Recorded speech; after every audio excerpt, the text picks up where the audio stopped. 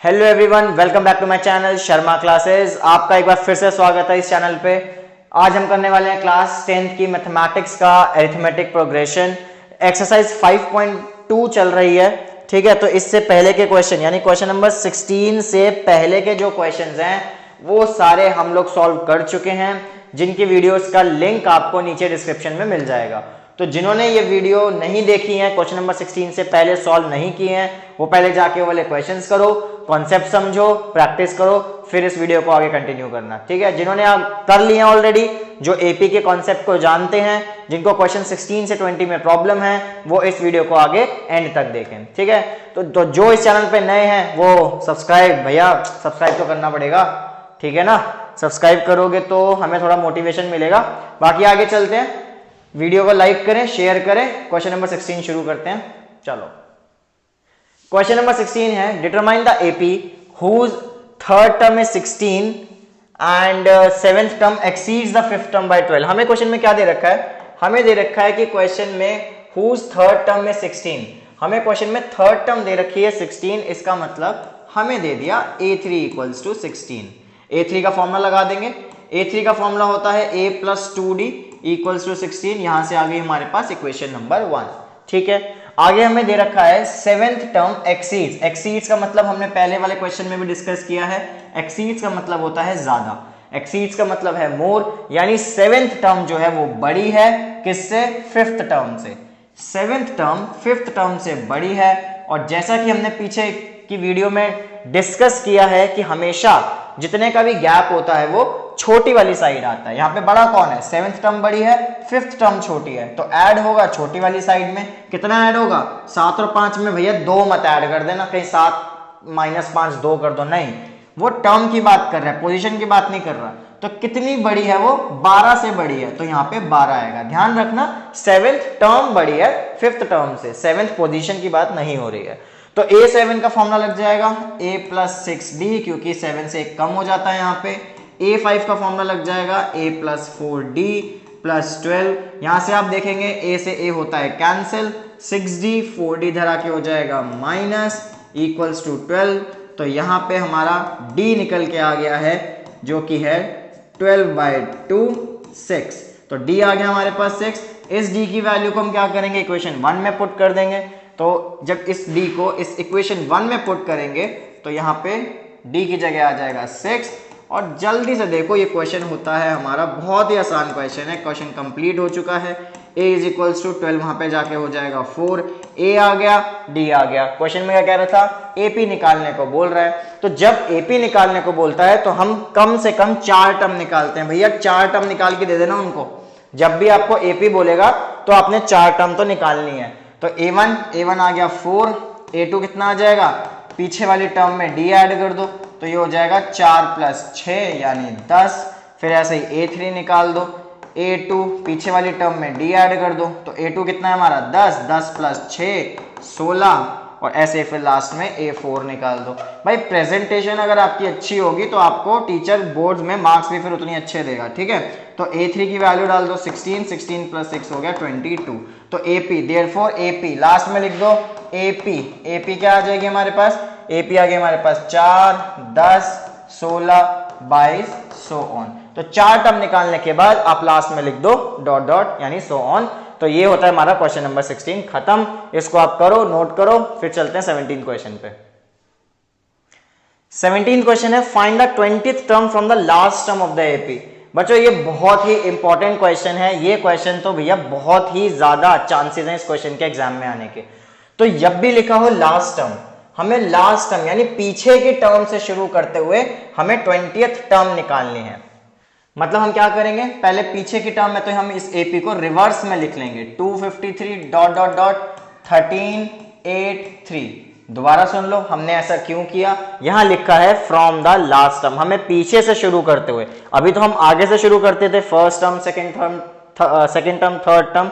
अब हम करेंगे पीछे से शुरू, तो इसलिए हमने क्या किया? हमने एपी को लिख दिया रिवर्स में। ऊपर लिख देना फ्रॉम लास्ट, फ्रॉम लास्ट, ठीक है, फ्रॉम लास्ट। तो एपी बन गई हमारी। तो यहां से a1 आ गया 253। अब d कैसे निकालते हैं? भैया d का फॉर्मूला तो बच्चों को याद होता है a2 माइनस a1। मैंने कहा था कि a2 माइनस a1 की जगह आप क्या कर सकते हो? आगे वाली टर्म माइनस पीछे वाली टर्म भी याद कर सकते हो। तो कोई भी दो टर्म उठा लो, यहां से मैंने ये वाली टर्म उठा ली, तो आगे वाली टर्म माइनस पीछे वाली टर्म जो कि हो जाएगा -5। तो डी आ गया -5। आपको निकालना है 20th टर्म, तो 20th टर्म का लग जाएगा फॉर्मूला, A20 का फॉर्मूला हो जाएगा A+19D। जो आपका जनरल फॉर्मूला होता है an का, वो होता है A+n-1D। तो यहां से n को हम डालेंगे 20, यहां हो जाएगा 19, तो A+19D आ गया। वैल्यू पुट करो, A है हमारे पास 243 प्लस 19 इंटू -5। सॉल्व करेंगे जल्दी से, 253 प्लस माइनस माइनस, 5 9 45, 5 1 5, 4 9 95, 13 में से 5 गए 8, यहाँ बचा 4, 14 में से 9 गए 5 और यहाँ बचा हमारा 1, तो यहाँ आ गया 158। तो A20 आ गया हमारे पास 158। ठीक है भाई, तो 20th टर्म पूछ रहा था, लास्ट स्टेप पूछ रहा था, हमारा आंसर आ गया 158। तो इस क्वेश्चन को जल्दी से नोट करो भैया, वेरी इंपॉर्टेंट क्वेश्चन है ये बोर्ड में आता है मोस्टली क्वेश्चन, मोस्टली ये वाला CBSE के बोर्ड में रिपीट होता है बार बार। तो इस क्वेश्चन को नोट करो, फिर चलते हैं नेक्स्ट पे। 18th क्वेश्चन है the sum of 4th and 8th term of AP। Sum की बात कर रहा है, यानी प्लस होगा, कौन कौन होगा, 4th टर्म मतलब A4, 8th टर्म मतलब A8, इनका सम हमें दे रखा है 24। ध्यान से देखो, the sum of 4th and 8th term of AP is 24। इन दोनों टर्म का सम जो है वो 24 है। तो A4 का फॉर्मूला, बहुत आसान क्वेश्चन है, A4 का फॉर्मूला डाल दो, A8 का फॉर्मूला डाल दो, क्या बन गया भाई, फॉर्मूला तो याद हो गया होगा भाई। फॉर्मूला भी याद नहीं हुआ ना अभी तक, तो पहले फॉर्मूला लर्न कर लो, ऐसे काम नहीं चलेगा, फॉर्मूला तो लर्न होना ही चाहिए, तभी जाके आपको ये क्वेश्चन आएंगे। अदरवाइज तुम सोचो भाई क्वेश्चन आराम से हो जाएंगे, पॉसिबल ही नहीं है। ठीक है, तो फॉर्मूला लर्न होना चाहिए, इससे एक कम डलता है। अब देखो A प्लस A, ये A और ये A हो गया 2A, और यहाँ पे 3D प्लस 7D हो गया 10D इक्वल्स टू 24। ठीक है, 2A plus 10D is equals to 24। तो यहाँ से देखो कॉमन निकल रहा है, जब इधर भी इवन हो, इधर भी इवन हो, इधर भी इवन हो, तो हम कॉमन निकाल सकते हैं। तीनों एक ही टेबल में आ रहे हैं, जो कि है 2 के टेबल में आते हैं, तो कॉमन निकल के ही हो गया A plus 5D equals to 24। अच्छा, कुछ बच्चों को कॉमन निकालना नहीं आता, सुन लो भाई कॉमन कैसे निकालते हैं। 2 और 10 2 के टेबल में आते, तो 2 बाहर आ गया। जब 2 बाहर आ गया तो यहाँ क्या बचा, A, 2 तो बाहर निकल गया था, और 2 जो बाहर निकाला है उसके टेबल में देखेंगे 10 कितने पे आता है। 2 के टेबल में 10 कितने पे आएगा, 5 पे आएगा, तो यहाँ 5D आ गया। अब यहाँ 2 से 24 जाके कैंसिल हो जाएगा, जो कि बचेगा 12, तो A plus 5D equals to हो गया 12। ये हो गई मेरी फर्स्ट इक्वेशन। और क्या बोल रहा है क्वेश्चन में, और कह रहा है the sum of 6th and 10th term. इस बार बोल रहा है भाई 6th और 10th टर्म का सम दे रखा है हमें, कितना है, इज 44। हमें 44 इसका सम दे रखा है। ठीक है, तो A6 का formula A plus 5D, A10 का formula A plus 9D equals to 44। फिर से देखो A प्लस A 2A हो गया, 5D प्लस 9D 14D हो गया। अब फिर से देखो 2 14 44 इवन नंबर है, 2 के टेबल में आते हैं, 2 कॉमन निकाल दो, फिर से 2 निकाल दिया, क्या बचेगा, बताओ भाई बताओ, हाँ भाई तुम बताओ क्या आएगा, 2A, 2 बाहर निकल गया, बिल्कुल सही, A आ जाएगा। 14 को बाहर निकालेंगे, 2 के टेबल में 14 कितने पे आएगा, 2 का टेबल तो आता है ना, शुक्र है। 2 को बाहर निकाला तो क्या बन गया, ये 7D इज इक्वल्स टू 44। अब 2 उधर ले जाओ, 2 जब यहाँ कैंसिल हो जाएगा तो ये बचेगा 22, तो A plus 7D is equals to 22। ये हो गई हमारी सेकेंड इक्वेशन।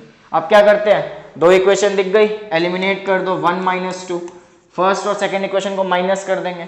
ये हो गया A plus 5D is equals to 12, A plus 7D equals to 22। जब माइनस करते हैं तो भाई साइन चेंज भूलना मत, जब माइनस करते हैं तो नीचे वाली इक्वेशन के साइन चेंज होते हैं, A से A कैंसिल हो गया, 5 माइनस 7, अभी 7 का साइन जो है ये माइनस है, तो 5 माइनस 7 कितना बन गया, माइनस 2D। 12 माइनस 22 कितना बन गया, माइनस 10।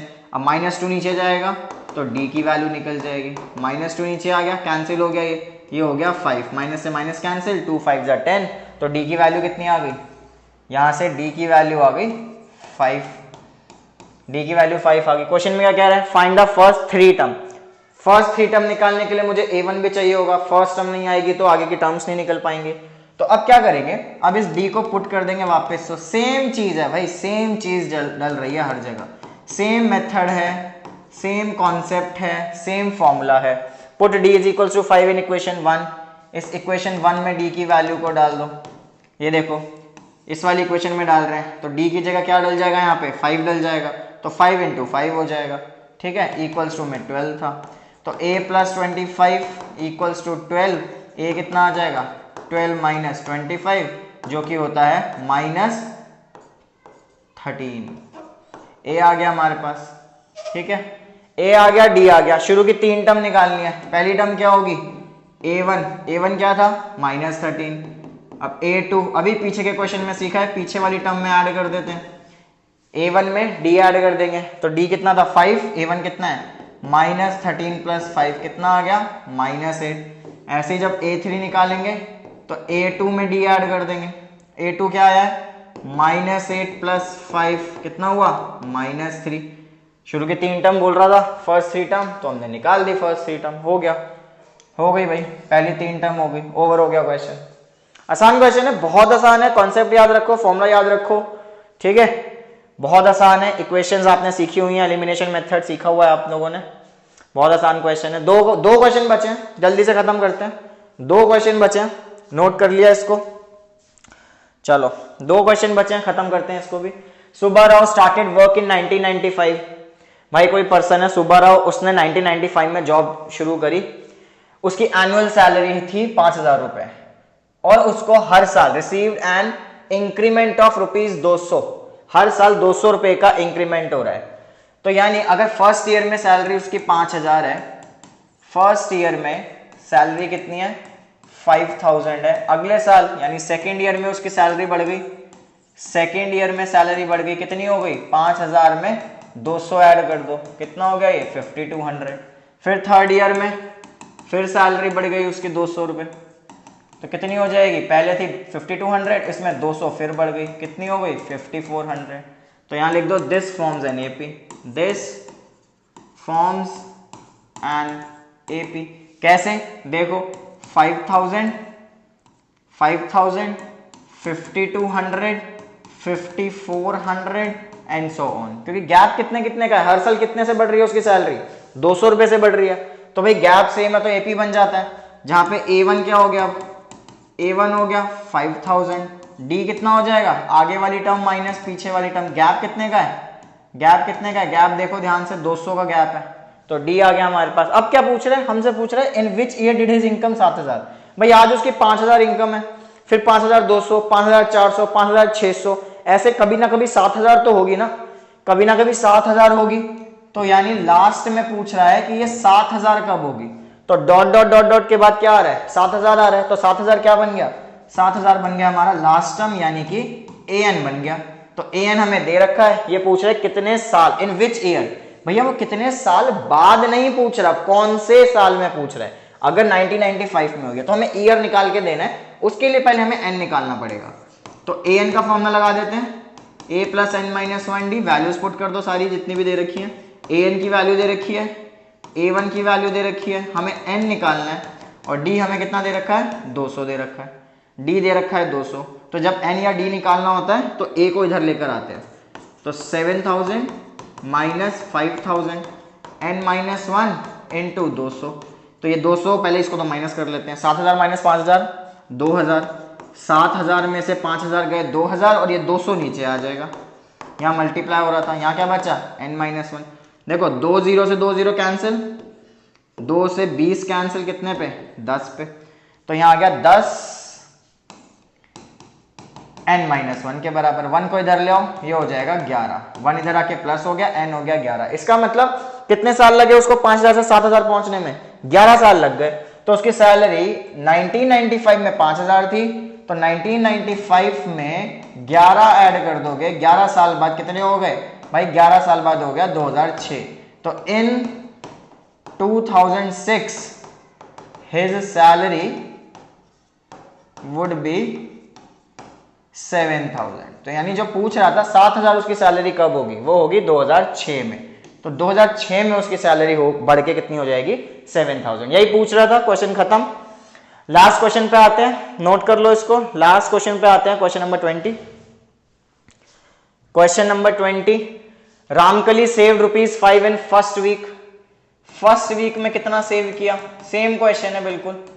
फर्स्ट वीक में उसने ₹5 सेव किए। फिर देन इंक्रीज हर वीकली सेविंग बाय ₹1.75। हर हफ्ते वो 1.75 रुपीज बचा रही है, सेविंग कर रही है। जैसे पहले वाले क्वेश्चन में इंक्रीमेंट हो रहा था उसकी सैलरी में, इसमें वो खुद सेव कर रही है। तो कितना सेकेंड वीक में, ₹5 पहले हफ्ते में, दूसरे हफ्ते में 1.75, तो कितना आ गया ये 6.75। फिर थर्ड वीक में कितना हुआ 6.75 अभी तक हो गया था। अब अगले हफ्ते में कितना और सेव हो जाएगा 1.75 सेव हो जाएगा। तो ऐड कर दो इसको भाई, 5 10 7 8 7 15 6 7 8 8.5। So this forms an AP. दोबारा से दिस फॉर्म्स एन एपी कैसे, 5 6.75 8.5, 0 लगाओ या ना लगाओ कोई फर्क नहीं पड़ रहा, डेसिमल के बाद डॉट डॉट एपी हो गई। अब वही फिर से वही बात पूछ रहे, इफ इन nth वीक हर वीकली सेविंग्स बिकम ₹20.75। तो 20.75 पूछ रहा है भैया कब होएगी उसकी ये सैलरी। तो क्या क्या पता चल गया यहाँ से, A1 आ गया हमारे पास, D आ गया, माइनस करा दो, माइनस ना भी कराओ भैया, गैप तो 1.75 से बढ़ ही रहा है, 1.25 लिख दिया, 1.75 आएगा यहाँ पे, 1.75 से बढ़ रहा है उसकी सेविंग, जो बढ़ा रही है वो 1.75 से बढ़ा रही है, ठीक है। अब आपको AN यानी 20.75 कितने हफ्तों बाद होगा, nth वीक कितने हफ्तों में हो जाएगी। तो फॉर्मूला एक ही चीज बार बार चल रही है, एक ही चीज, फॉर्मूला एक ही है भाई इस चैप्टर में, बड़ा आसान चैप्टर है। AN की वैल्यू डाल दो 20.75, A1 5 प्लस n-1, D कितना हो गया 1.75। बेटा फिर से देखो n और D कुछ एक चीज निकालनी होती है तो हम 5 को इधर ले आएंगे, A1 को इधर ले आते हैं।